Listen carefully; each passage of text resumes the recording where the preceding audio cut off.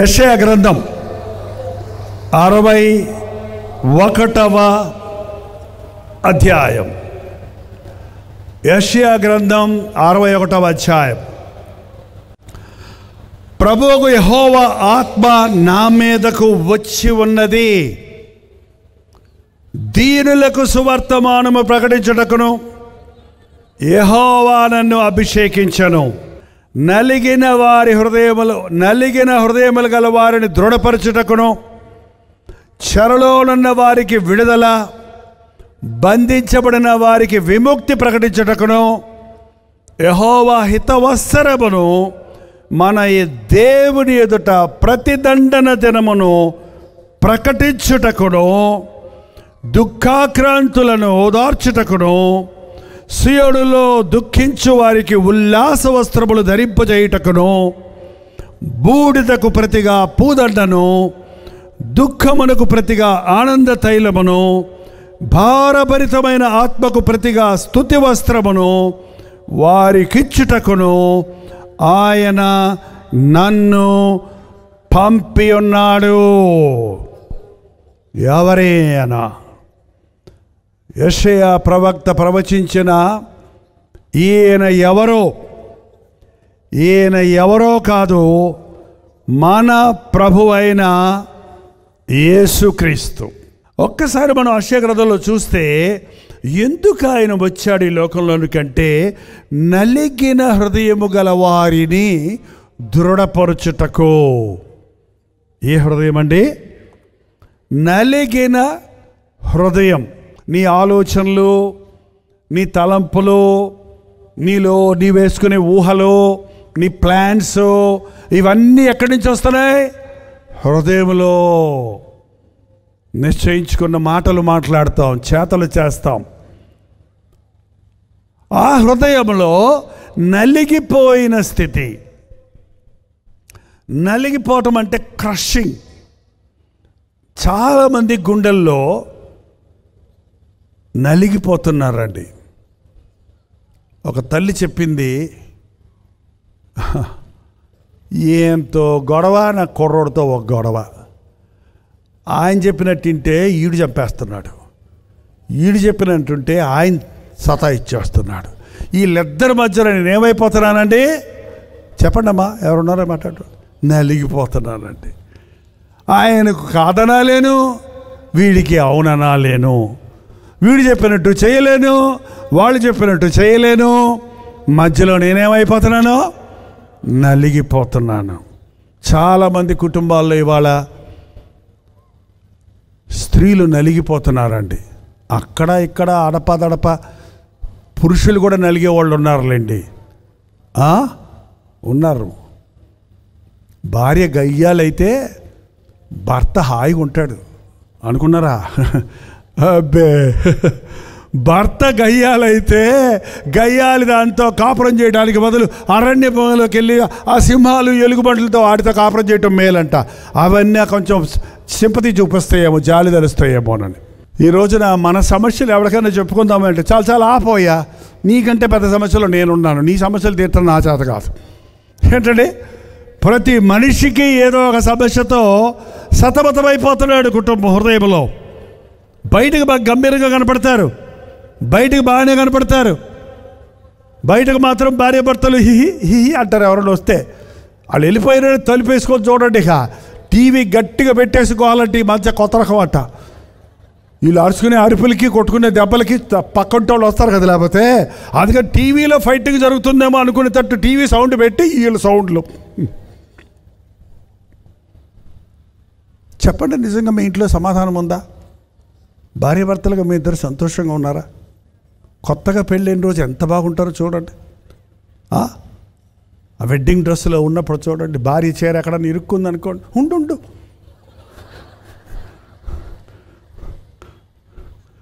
చెయ్యి పట్టుకొని తీసుకెళ్తాడు. అదే 2-3 ఏళ్ళు అయ్యేటప్పటికి ఆ చీర ఇరుక్కొని కింద పడితే కూడా పడ్డావా లే, ఎందుకు పడ్డావు, మళ్ళీ తిట్లు.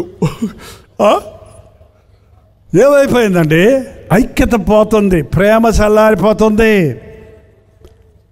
భార్యాభర్తల మధ్య సమాధానం లేకపోతే ఇంట గెలిచి రచ్చగలవమన్నారండి. నువ్వు బయటకు వెళ్తే ఎంత మర్యాద ఇస్తున్నారో జనం, అది వేరే సంగతి. బయట ఎంత అధికారం ఉందో వేరే సంగతి. నీ ఇంటికి వస్తే నీకు సమాధానం లేకపోతే ఆ బ్రతుకులు ఒంటరితనాన్ని అనుభవిస్తూ కుమిలిపోతుంటారు చాలామంది. బయట పల్లకీల మోత, ఇంట్లో ఈగల మోత అంట. బయట మాత్రం గొప్ప, కానీ ఇంటికి వస్తే అసలు సమాధానం పొందవలసింది ఎక్కడ తెలుసా? ఇంటిలో. దేవుడు మనకు గృహాన్ని ఇచ్చాడు, కుటుంబం ఇచ్చాడు. నువ్వు ఎక్కడ అలసిపోయి వచ్చినా, నువ్వు ఎన్ని పనులు చేసుకొని వచ్చినా, పిట్ట గూటికి చేరినట్లు ప్రతి ఒక్కడు తన గృహానికి చేరితే, అది చిన్నిల్లో, పెద్దిల్లో, బగళావో, తాటాకులిల్లో, చెట్టు కింద కాపురమో కానీ, ఏక మనసుతో భార్యాభర్తలు సంతోషంతో ఉన్నది గంజో కలో ఏదో ఒకటి వండుకొని వేడివేడిగా తిని, ఒకటి కడుపు నిండా తిని కంటి నిండా పడుకుంటే అది దేవుని ఆశీర్వాదం. ఇవాళ ఇంటి నిండా వస్తువులు ఉన్నాయి, కావలసిన డబ్బు ఉంది, కానీ నిద్ర లేదు, తినటానికి టైం లేదు. నలిగిపోతున్నాడు సాతాను చేతుల్లో. అపవాది ఒక నాశనకర్త, వినాశకుడు. వాడు బాగున్న కుటుంబాల్లో చిచ్చు పెడతానికి ప్రయత్నించేవాడు. భార్యాభర్తలను విడగొడటానికి, వారి మధ్య ఐక్యత లేకుండా చేయడానికి, కుటుంబ వ్యవస్థను చెడగొట్టడానికి సాతాను ముమ్మరంగా పనిచేస్తున్నాడు ఈ అంచెదినాల్లో. ఒక లాయర్ దగ్గరికి వెళ్ళి, అయ్యా మీకు వచ్చే కేసుల్లో ఏంటి ఎక్కువ కేసులు వస్తాయని అడిగితే, తగాదాల కేసులా, ప్రాపర్టీ కేసులా, దొంగతనాల కేసులా, ఏ వస్తాయని అడిగితే వాళ్ళు చెప్పేది ఏంటో తెలుసండి? భార్యాభర్తలు విడాకులు కావాలని వస్తున్నారు. పెళ్ళయి 3 నెలలు అయింది, 6 నెలలు అయింది, అంతలోకి విడాకులు. పోనీ దానికన్నా ఒక అండర్స్టాండింగ్ ఉంది, ఇంకా వాళ్ళ మనసులు కలవలేదని. పెళ్ళయి 30 ఏళ్ళు అయింది, 40 ఏళ్ళు అయింది, పెళ్ళిడికి వచ్చిన పిల్లలు ఉన్నారు, ఇక నీతో కాపురం చేయలేనంటదంట, ఇక నువ్వు నాకు వద్దంటాడంట. ఎంత అన్యాయం అండి! సంఘంలో పరువు పోతుంది, సముదాయంలో పరువు పోతుంది, ఇంటిలో సమాధానం లేదు, కుటుంబాల్లో సాతాను చుచ్చు పెడుతున్నాడు. నీ కుటుంబం ఎలా ఉంది? సంతోషంగా ఉందా? భార్యాభర్తలుగా మీరిద్దరూ ఏక మనసు కలిగి ఉన్నారా? ఏకీభవించగలుగుతున్నారా? ఖచ్చితంగా వ్యత్యాసాలు ఉంటాయి. నువ్వు అనుకున్నట్టు నీ భర్త ఉండడు, నువ్వు అనుకున్నట్టు నీ భార్య ఉండదు. ఆమె అభిరుచులు వేరు, నీ అభిరుచులు వేరు. నిన్ను వేరుగా చేశాడు దేవుడు, ఆమెను వేరుగా చేశాడు. నువ్వు వేరే ఇంట్లో పెరిగొచ్చావు, ఆమె వేరే ఇంట్లో పెరిగొచ్చింది. మీ పద్ధతులు వేరే ఉంటాయి. కానీ దేవునిలో మీరు జతపరచబడిన తర్వాత నీతోనే నడుస్తానని తీర్మానం చేసుకొని, కలిమిలో, లేమిలో, వ్యాధిలో, బాధలో నిన్ను విడివక ఎడబాయక నీతోనే కాపురము చేయుదునని వాగ్దానం చేసిన తరువాత విడిపోతున్నారు క్రైస్తవులు అనబడేవారు కూడా. విచారం ఏంటి నీ బాధ? ఏది ఎవరికి చెప్పుకోలేని బాధ? మన భారతదేశంలో అంత ఇదిగా బయటపడరండి. లోపట ఇవాళ ఏదో న్యూస్లో ఒక న్యూస్ విన్నాను. ఒక ఆమె 14 సంవత్సరాల నుంచి టార్చర్ చేయబడుతుందంట ఇంట్లో అత్తమామలతోటి, భర్తతోటి. కానీ ఎవరికి చెప్పుకోకుండా, బయటికి రాలేకుండా అలాగే అనుభవిస్తే ఇప్పుడు ఏదో బయటకు వచ్చిందంటే నాకు తెలియదు పూర్తిగా ఆ స్టోరీ అంట. కానీ ఏంటంటే ఎంతమంది ఈ రోజున మన ఇళ్ళల్లో నలిగిపోతున్నారు. మాకు అత్తగారు ఉన్నారు అన్నవాళ్ళు చేయి చూపించండి అమ్మా. చూపిస్తున్నారా? అత్తగారిని అమ్మ అని పిలవండి. మీ అమ్మని ఎలా ప్రేమిస్తారో అట్ట ప్రేమించండి. మీ అత్త ఏదన్నా ఒక మాట అంటే సుర్రం అనకండి. మీ అమ్మ నిన్ను తిట్లా, అమ్మ తిట్టుద్ది, అమ్మ ఏదో చెప్పుద్ది, అమ్మకి ఇష్టం వచ్చి చెయ్యి, నీ సంసారం బాగుంటుంది దానివల్ల. ఏంటంటే కాకి పిల్ల కాకికే ముద్దు. కాబట్టి ఆయన తప్పు చేసినా నిన్నే అంటాడమ్మా. ఎందుకు? మా అబ్బాయి చాలా మంచోడు, నువ్వు వచ్చే ఇటు చేసావు. నువ్వు ఇంటికి వెళ్ళిపోయి మీ అమ్మగారితో మాట్లాడు. మీ అమ్మగారు ఏమంటారో తెలుసా? మా అమ్మాయి బంగారు బొమ్మ, మీ వాడే రాక్షసుడు అంటగా, మేము పంపాం. ఏంటండి అసలు భార్యాభర్తల మధ్య గొడవ వస్తే మీరే తీర్చుకోండి, అంతేగాని వాళ్ళమ్మ దగ్గరికి వెళ్తే వాళ్ళ పక్షంలో మాట్లాడుతుంది, వీళ్ళమ్మ దగ్గరికి వెళ్తే కోర్టుకి వెళ్తే వాయిదా వాయిదా, వచ్చినప్పుడు డబ్బులు దా, నువ్వు ఇయ్యి, వాళ్ళు ఎక్కువ ఇచ్చారు, వాళ్ళ కేసు గెలుస్తుంది, నువ్వు ఎక్కువ ఇస్తే నీది గెలిపిస్తా, ఇయ్యి, మళ్ళీ ఇంకా ఇయ్యి. మొత్తం ఉన్నదంతా అమ్ముకున్న వాళ్ళు ఉన్నారండి కోర్టులకు ఎక్కి. ఎక్కడ దొరుకుతుంది నీకు న్యాయం? యేసయ్య పాదాల దగ్గర ఉందండి. యేసయ్య నీ బాధ తీరుస్తాడు. నీ కుటుంబంలో సమస్య ఉందా? యేసయ్యతో చెప్పుకో. నలిగిన వారిని దృఢపరచుటకు ఆయన వచ్చాడు. చెరలో ఉన్న వారికి విడుదల. అపవాది మనుషుల్ని పట్టి చెరలో పెడుతున్నాడండి. నేను ఇది చెయ్యలేను అని నీవు ఏదన్నా అంటున్నావంటే నీవు నీ ఆధ్వర్యంలో లేవన్నమాట. నేను మారాలంది మారలేకపోతున్నాను, నేను ఈ సిగరెట్ మానాలనుంది మానలేకపోతున్నాను, నేను ఈ సారాయి తాగకూడదు అనుకుంటున్నాను, తాగేస్తూనే ఉన్నాను. చాలామంది సారాయి తాగే వాళ్ళతో నేను మాట్లాడుతున్నప్పుడు, ఎందుకయ్యా అలా ఒళ్ళు పాడు చేసుకుంటున్నావు, ఇల్లు పాడు చేసుకుంటున్నావు, బిడ్డలు ఏడుస్తున్నారు, భార్య ఏడుస్తుంది, ఎందుకు ఇలా రోజు తాగొచ్చి నీ జీవితాన్ని పాడు చేసుకుంటున్నావు అని తాగినప్పుడు చెప్పకండి ఎవరితో. తాగినప్పుడు మాట్లాడితే మీ మాట ఏంటో మేము దంతాడు. తాగినప్పుడు మాట్లాడండి. తాగితే పులి, తాకపోతే ఎవరు తెలిసైనా పిల్లి. ఏం చేయమంటారు పాస్టర్ గారు, నా వల్ల కాల, నేను ఎన్నోసార్లు ఒట్లు పెట్టుకున్నా ఇక తాగను అని, నా వల్ల కాల.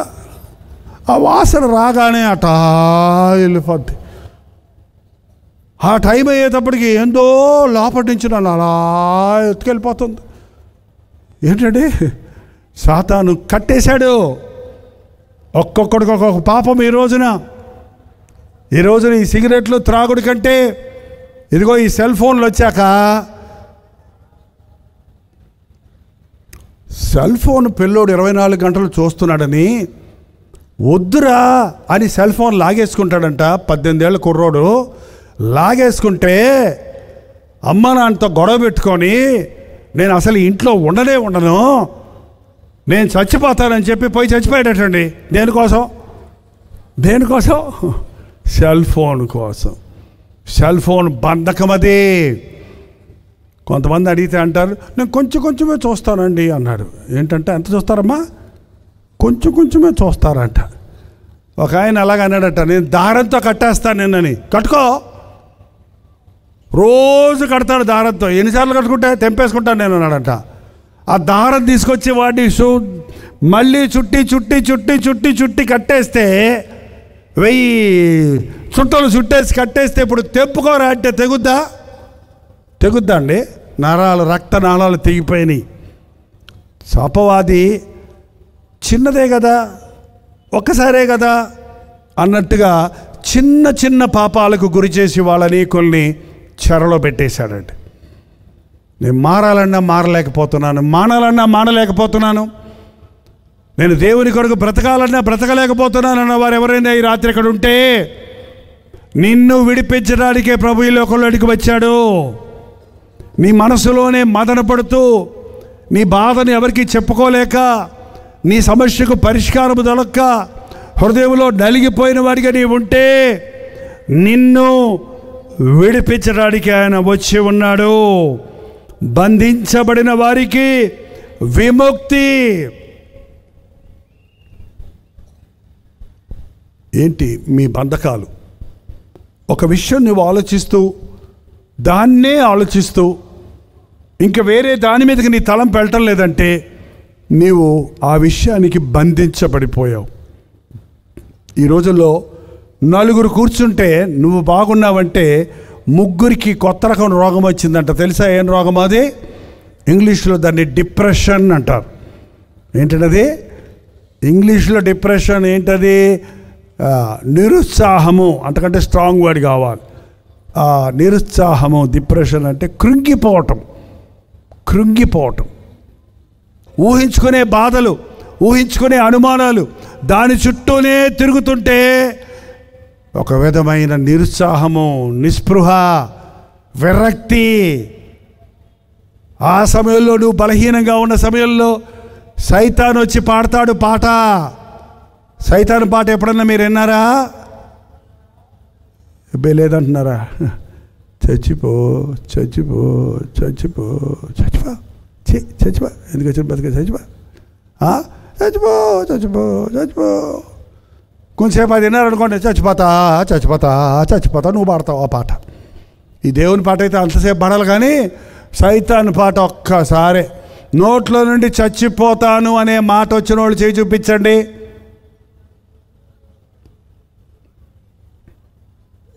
ఇంత మంచోళ్ళ ఒక 5-6 ఉన్నారండి పాపం చెడ్డోళ్ళు. మిగిలిన వాళ్ళు అందరూ మంచివాళ్ళే.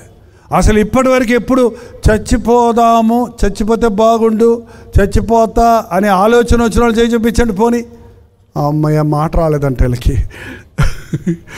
ఓకే, ఇప్పుడు కూడా కింద కూర్చున్న వాళ్ళు మాత్రమే చెడ్డోళ్ళు అండి. వెనకాల కుర్చీలో కూర్చున్న వాళ్ళు చాలా మంచివాళ్ళు. వీళ్ళు చెప్పకుండా చచ్చిపోతారు ఎప్పుడో ఒకసారి. చెప్పితే కనీసం మీకు విరుగుడు ఉంది ఏంటి, తట్టుకోలేకుండా అలాగే లోపల పెట్టుకుంటే బర్స్ట్ అయిపోద్ది. మనసులో ఒత్తిడి ఉన్నప్పుడు ఒప్పేసుకోండి, చెప్పేసుకోండి. అట్లాగా పెట్టుకుంటే అది బీపీ అయిపోద్ది. ఇంకా అట్లాగా పెట్టుకుంటే బ్రెయిన్ డెమరేజ్ ఎందుకు అవుతుందండి? ఒత్తిడికి టెన్షన్ తట్టుకోలేక పట్టును వెళ్ళిపోతుంది అంతే. కాలు చేయబడిపోతుందో ప్రాణమే పోతుందో. No no no no no, నేను నమ్మను. మాకే ఒత్తిడి లేవనే వాళ్ళందరూ, ఇక్కడున్న వాళ్ళందరూ మంచోళ్ళు చర్చకు వస్తారు, మీటింగులకు వస్తారు అనుకుంటున్నారేమో. మంచోళ్ళు రారు. హాస్పిటల్కి వెళ్ళాడంటే ఎవరో ఒక ఆయన హాస్పిటల్లో ఉన్న వాళ్ళందరినీ అడుగుతా వెళ్ళాడంట, నీకేం రోగం నీకేం రోగం నీకేం రోగం అని. ఒక్కొక్కడు ఒక రోగం చెప్పుకుంటూ వెళ్ళాడు. పనికి మళ్ళీ హాస్పిటల్లో అందరూ రోగులే ఇక్కడ అన్నాడంట. రోగులు ఉండకపోతే ఎవరు ఉంటారండి? నాకేం రోగం లేదు, అక్కడే పడుకున్నాడు హాస్పిటల్లో. ఏదో నీకేమైనా పిచ్చా? రోగం లేకపోతే హాస్పిటల్ ఎందుకన్నా వాళ్ళు అడగరా? రోగం అయిపోతే ఏమైపోతారు? డిశ్చార్జ్ అయ్యి. మీటింగులకు వచ్చే వాళ్ళందరం పరిశుద్ధులం కాదు, పరిశుద్ధులు అవ్వటానికి ప్రయాసపడుతున్నాం. రక్తం తక్కువ ఉంటే రక్తం ఎక్కిస్తారు, ఆక్సిజన్ తక్కువైతే ఆక్సిజన్ పెడతారు. ఏ లోపాలు ఉన్నాయో సరిచేస్తాడు దేవుని సన్నిధిలో మనం ఉన్నప్పుడు. మన లోపాలు సరిచేయడానికి, మన బలహీనతలు సరిచేయడానికి, మనం ఎలా ఉన్నామో మనకు చూపించి, మన హృదయాలు, మన జీవితాలు, మన కుటుంబాలు సరి చేసుకోవడానికి దేవుడు ఈ సభలను ఇచ్చాడు. పరిశుద్ధాత్ముడు మన మధ్య సంచరిస్తూ ఉన్నాడు, నిన్ను పరీక్షిస్తున్నాడు. నువ్వు ఎవరితోటైనా అబద్ధం చెబితే నమ్ముతారేమో, కానీ దేవుని దగ్గర అబద్ధాలు చల్లవు. ఎందుకంటే ఆయనకి అన్నీ తెలుసు. ఆయన హృదయాంతరేంద్రియాలను పరిశీలించే దేవుడు. మరుసటి సంవత్సరం నీ కడుపున బిడ్డ పుడతాడు అంటే శారా అందంట. శారా నవ్వనేలా, పైకి నవ్వలా, ఆమె మనసులోనే నవ్వుకుంది. నేను శబ్దం చేశాను, శబ్దం రాలా, కానీ మనసు అనుకుంది అన్నమాట. శారా నవ్వనేలా అన్నాడు వెంటనే దేవుడు. అబ్బే నేను నవ్వలేదు. నేను నవ్వలేదా? నువ్వు నవ్వలేదు, బయటకు నవ్వలే, అబ్రహాం కనపడలా. కానీ నీ నవ్వు, నీ ఏడుపు, నీ బాధ, నీ కోపం, నీ ద్వేషం, నీ సమస్య, నీ చిక్కు ఎవరికి తెలుసు? దేవునికి తెలుస్తుంది. చాలా మంచోడు కదా అబ్బాయి, అలా చచ్చిపోయాడు ఏంటి అనుకుంటాం మనం. వాడి లోపట ఉన్న ఒత్తిడి మనకు తెలీదు. చాలా బాగున్నారు కదా భార్య భర్తలు, ఎందుకు అలాగ అందరు కలిసి విషయం తిని చచ్చిపోయారట? ఆ లోపల కుమ్మలాటలు ఎవరికి చెప్పుకోలేక బయటికి బాగున్నట్టు కనిపడ్డారు. మీ హృదయంలో ఎలా ఉన్నారో, మీ ఇంటిలో ఎలా ఉన్నారో, నువ్వు ఒంటరిగా ఉన్నప్పుడు ఎలా ఉన్నావో అదే నిజమైన వ్యక్తిత్వం. What you are in alone is your real personality. నువ్వు ఒంటరిగా ఉన్నప్పుడు ఏమి ఇష్టపడుతున్నావో, ఏం ఆలోచిస్తున్నావో, ఏం అనుభవిస్తున్నావో, ఎలా ఉంటున్నావో అదే నీ నిజమైనటువంటి జీవితం. ఎలా ఉన్నావు దేవుని ముందు? కొరతలు లేవా? బాధలు లేవా? సమస్యలు లేవా? చిక్కులు లేవా? పోరాటాలు లేవా? ఒంటరిగా ఏడ్చుకోవటం లేదా? నిన్ను నీవే తిట్టుకోవటం లేదా? ఇతరులతో పోల్చుకొని కృంగిపోవటం లేదా? ఇతరుల మీద అసూయపడటం లేదా? ఇతరుల మీద కోపం పెట్టుకోవడం లేదా? పరీక్షించుకోండి ఈరోజు. దేవుడు నీ హృదయంలో ఉంటే కోపతాపాలకి అక్కడ చోట్లేదు, బాధలకు చోట్లేదు, వేదనకు చోట్లేదు, సాతానికి అక్కడ అధికారము లేదు. కూర్చో.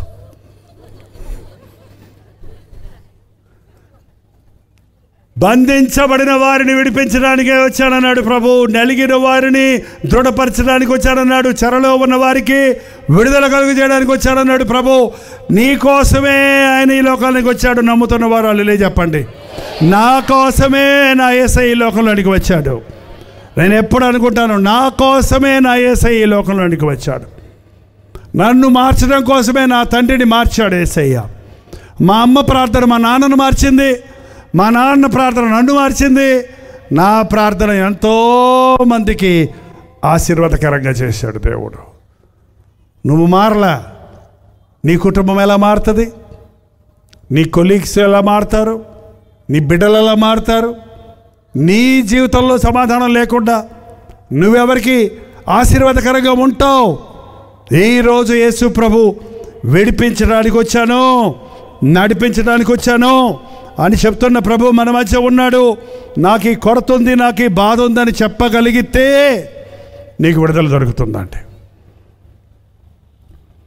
దీనులకు సువార్త ప్రకటించుటకు, నలిగిన హృదయములు గల వారిని దృఢపరచుటకు, చెరలో ఉన్న వారికి విడుదల, బంధించబడిన వారికి విముక్తి, యెహోవా హితవత్సర దినమును ప్రతిదండన చేయు దినమును ప్రకటించుటకు వచ్చి ఉన్నాను. దుఃఖాక్రాంతులను ఓదార్చుటకు, సియోనులో దుఃఖించు వారికి ఉల్లాస వస్త్రము ధరింపజేయుటకు, బూడిదకు ప్రతిగా పూదండను, దుఃఖమునకు ప్రతిగా ఆనంద తైలమును, భారభరితమైన ఆత్మకు ప్రతిగా స్తుతి వస్త్రమును వారికి ఇచ్చుటకు వచ్చి ఉన్నాడండి. భారముగా బ్రతుకుతున్న నీ బ్రతుకులో పక్షిరాజు వంటి యవ్వనాన్ని నీకు ఇచ్చి, ఆరోగ్యాన్ని నీకు ఇచ్చి, భూ సంబంధమైన వాటికి ఆకర్షించకుండా ఎత్తైన స్థలములలో పక్షిరాజు ఎగురుతుంది, లోకములో ఉన్న వాటికి లొంగదది. ఒక క్రైస్తవుడు భూ సంబంధమైన వాటి మీద మనసు పెట్టుకోకూడదు. క్రీస్తుతో పాటు మనము లేపబడిన వారినైతే పైనున్న వాటి మీదనే కానీ భూ సంబంధమైన వాటి మీద మీ మనస్సు పెట్టుకొనకుడి. ఈరోజు పరిశుద్ధాత్ముడు మన మధ్య ఉన్నాడు అని నమ్మిన వాళ్ళు మాత్రం అల్లులు చెప్పండి. నా బ్రతుకులో ఒక లోటు ఉంది, కొరత ఉంది, బాధ ఉంది, వ్యాధి ఉంది, సమస్య ఉంది, అవసరత ఉంది అన్నవాళ్ళు మాత్రం అల్లులు చెప్పండి. దాంతోనే నేను ఇక్కడికి వచ్చానన్న వాళ్ళు అల్లులు చెప్పండి. దాంతో నేను ఇక్కడి నుంచి వెళ్ళను, అదే స్థితిలో వచ్చినట్టుగా వెళ్ళను. నా బాధ తీరాలి, నా సమస్య తీరాలి, నా కన్నీరు తొడవబడాలి, నా వ్యాధి నుండి నేను స్వస్థత పొందాలి, అందుకే నేను దేవుని సన్నిధికి వచ్చాను. నేను విడిపించబడి వెళ్ళేదాకా ఇక్కడ నుండి కదలనన్న వారు హల్లెలూయా చెప్పండి. హృదయంలో నలిగిపోయి ఉన్నావా? జీవితంలో కృంగిపోయి ఉన్నావా? సమస్యలతో నిండిపోయి ఉన్నావా? సమాధానం లేని పరిస్థితుల్లో ఉన్నావా? ఎంత చదివినా ఉద్యోగం దొరకలేదని దిగులా? ఎన్ని సంవత్సరాలు ఎన్ని సంబంధాలు వచ్చినా బిడ్డ వివాహం జరగలేదనే వేదన? ఏదైనా సరే అండి, మీ బాధలన్నీ తీర్చే ప్రభు ఉన్నాడు. మీరు చేయాల్సిందంతా ఒక్కటే, ఏంటో తెలుసా? మోకాళ్ళ ప్రార్థన. ప్రార్థన. పరిశుద్ధుడా, ప్రేమగల తండ్రి, ఒక్కసారి నీ బిడ్డలను చూడు నాయన. ఎంతెంతో దూరాల నుండి ఎంతో ఆసక్తితో ఈ ఆవరణలోనికి వచ్చిన ప్రతి ఒక్కరిని దీవించుము నాయన. వారి కన్నీటిని తుడువయ్యా, వారి సమస్యలను పరిష్కరించు నాయన, వారి దోషములను క్షమించు ప్రభువా. నీవు మా కొరకు చేసిన యాగము ద్వారా ఈరోజు మాకు విడుదల ఉన్నందుకు, స్వస్థత ఉన్నందుకు, దీవెన ఉన్నందుకు నేను స్తుతిస్తున్నామయ్యా. ఎవరెవరు చేయవెత్తి నా బాధిది, నా సమస్యది, నా చిక్కిది, నా ఆవేదనదని వారి హృదయాలలో మూలుగుతున్నారో అట్టి వారిని నజరేయుడైన యేసుక్రీస్తు నామములో విడుదల చేయించున్నాము. ఎవరైనా తాగుబోతులు ఇక్కడ ఉంటే అయ్యా ఈ రాత్రి వారికి విడుదల ప్రకటిస్తున్నాం. మళ్ళీ ఆ దురభ్యాసం జోలికి పోకుండా నూతన జీవితాలు దయచేయను ఆయన. సమాధానం లేని భార్యాభర్తలను ఈ రాత్రి నీ పాదముల ముందు నిలబెట్టాం. ఒకరితో ఒకరు సమాధాన పడుటకు పరలోకపు అనుభూతిని భూలోకముల వారి కుటుంబాల్లో పొందినట్లుగా యోబు ఇంటి చుట్టూ ఉన్న కంచెను మీ బిడల గృహాల చుట్టూ ఉంచునాయన. యెహోవా యందు భయభక్తులు గల వారి చుట్టూ ఆయన దూత కావలి ఉండునన్న మాట అక్షరాల నెరవేర్చుము నాయన. అర్ధాంతరమైన మరణాలు మాకు వద్దయ్యా. తండ్రి లేని బిడ్డలుగా మా బిడ్డలు మిగలొద్దు నాయన. తల్లి లేని బిడ్డలుగా అనాథలుగా మమ్మల్ని విడవద్దయ్యా. తల్లిదండ్రుల్ని కనికరించి బిడ్డలను నాయన నీ కృపలో పెంచుకున్నకు సహాయం చేయి. యవ్వనస్తుల్ని కనికరించిన ఆయన తండ్రిని పోగొట్టుకొని తల్లిని పోగొట్టుకొని అయిన వారిని పోగొట్టుకొని కృంగిపోయిన యవ్వన బిడ్డలను నిరుత్సాహంతో నిండికిపోయిన యవ్వనస్తులను నీ నామములో ఈ రోజున విడుదల చేయించలేదయ్యా. నీవే వారికి తండ్రిగా ఉండు నాయన. వారి అవసరతలన్నీ తీర్చయ్యా. అయ్యా తీర్చు నాయన. భర్త లేడే బిడ్డలను అలా పెంచాలని కృంగిపోతున్న విధవరాండ్ర పక్షములో నీవు ఉన్నావన్నావే. తండ్రి లేని వారి పట్ల దిక్కు లేని వారికి నీవు తండ్రిగా ఉన్నావు, దిక్కుగా ఉన్నావన్న మాట నా ప్రభువు నాకున్నాడన్న ధైర్యం పొంది వెళ్ళుటకు సహాయం చేయము. అందరూ ఉన్న ఒంటరితనాన్ని అనుభవిస్తున్నానే సమాధానం మా గృహములో లేదన్న వారి జీవితాలలో పరిశుద్ధాత్మ కార్యాన్ని జరిగించుము నాయన. విరిగిపోయిన విడిపోయిన కుటుంబాలను కట్టుము తండ్రి. పోగొట్టుకున్న ఆశీర్వాదాలు తిరిగి పొందినట్లుగా పరిశుద్ధాత్మ కార్యాలు కొనసాగించుము తండ్రి. ఎలా వచ్చారో అలా వెళ్ళక నా యేసయ్య నన్ను దీవించాడు, నన్ను అభిషేకించాడు, నన్ను స్వస్థపరిచాడు, నన్ను విడిపించాడని హల్లెలూయా స్తుతి గీతాలతో ఇక్కడ నుండి వెళ్ళడానికి మాకు సహాయం చేయము. లైవ్లో కూడా ఇంతసేపు కనిపెట్టి నీ మాటలు వింటున్న వారి జీవితాలలో హృదయాలలో గృహాలలో పరిశుద్ధాత్మ కార్యములు కొనసాగించమని యేసు క్రీస్తు నామములో అడుగుచున్నాము తండ్రి. ఆమేన్. మన తండ్రి అయిన దేవుని యొక్క ప్రేమయు కుమారుడైన క్రీస్తు యొక్క కృపయు ఆదరణకర్త అయిన పరిశుద్ధాత్మ యొక్క సహవాసమును కూడి వచ్చిన మనందరికీ ఇప్పుడును సదాకాలమును తోడై ఉండను గాక. ఆమేన్, ఆమేన్, ఆమేన్.